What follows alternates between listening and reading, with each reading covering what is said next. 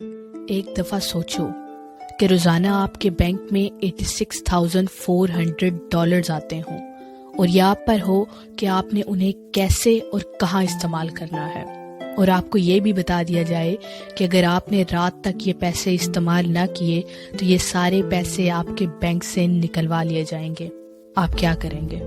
یقیناً آپ وہ سارے پیسے دن کو ہی بینک سے نکال لیں گے اور انہیں صحیح جگہوں پر استعمال کریں گے۔